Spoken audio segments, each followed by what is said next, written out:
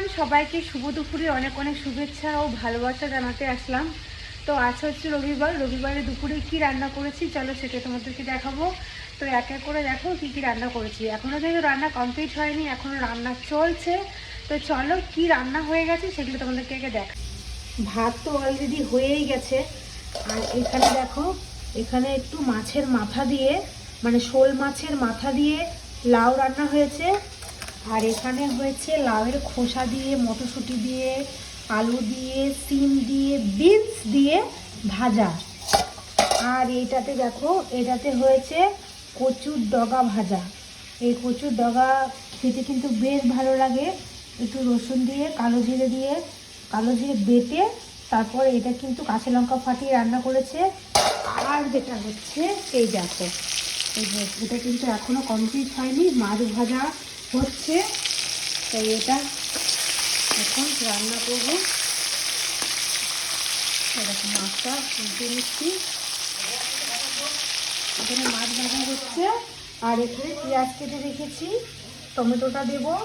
আর মশলা এখানে পেস্ট করে রেখেছি, দেখাই। এই যে মশলা, সর্ষে, কাঁচা লঙ্কা, জিরে, ধনে, তারপরে আদা রসুন যা দিয়ে লাগে সেগুলো দিয়ে এই মাছটা রান্না হবে। এখানে আছে তেলাপিয়া মাছ। তো এখনও তেলাপিয়া মাছগুলো ভাজা হচ্ছে। তো তোমরা দুপুরে রান্নাবান্না করো। তো এখানে এখন মশলাটা কষানো হচ্ছে। মাছটা এখানে সব ভাজা কমপ্লিট হয়ে গেছে।